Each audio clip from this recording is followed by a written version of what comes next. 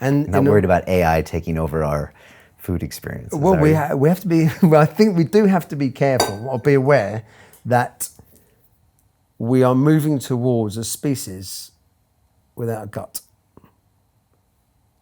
And if you take the principle that the Big Bang, because the Big Bang started off, there was space, and then when something arrived in space, a thing arrived, and then it reacted with it, time started, and it just, a Big Bang. So unimaginable, I missed a syllable or two there, unimaginable levels of temperature, unimaginably small levels of time. Did this, and then it started to come back together again. So then the gases, the elements gases became dust and particles, and then formed planets, etc., etc. So we came from that stuff, and who said that? We came from dust and will return to dust. Mm. So computers, robots, they don't need feeding. They need feeding in a different way. If we don't value, if we don't value the beauty of human beings and the beauty that we've all got inside us, there will be a batch of, I believe Yuval Harari, the Homo Deus book, when he wrote, we're moving, I think he called it the useless humans or something. I think that was his phrase. But if we're not careful, we've invented these amazing things. I used to get so frustrated with telephones as well, because for several reasons, until I realised Plato had something called etiology,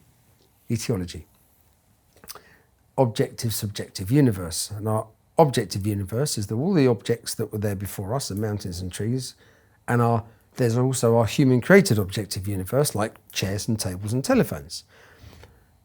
Our subjective universe is our relationship with those objects. Right. So rather than me hating telephones, actually, a telephone is a telephone. It has the potential for everything, or has the potential for many things. So it's my relationship with the telephone. And we should embrace, I would love to do a restaurant with robots, because robots they're nowhere near knowing or getting a robot to pour liquid from one vessel into another. Nowhere near. Something so simple, take my tea or coffee, hang on a second. I'm greedy, I've got tea and coffee. Should call it toffee. But that movement, right. I decided, I poured it, I changed the rate of pouring. Yeah. I stopped, I poured it all in, I'd already calculated that it was okay, the quantity wasn't going to overflow. If that was custard or Coca-Cola, I'd have poured it at a different rate. Right. But I wouldn't have been aware of all of this, you just do it. There's no robot that can do this on the planet yet. They're miles away from it. But they're also managing to do some amazing things with robots that we're surprised that they can do.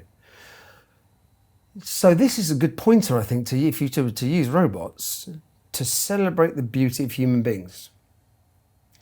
And we are getting closer and closer to robots taking greater control. I mean, now a lot of the law firms, it's a big concern of theirs. They're looking at how they're going to deal with the future, because the algorithms are going to calculate, if a legal case is won on a semicolon being in the wrong spot, well, who needs a human to do that? So there's an element of these jobs that are going to be, but what you can't do, having human connection. Right. You can't have, through standard social media, you lose human connection.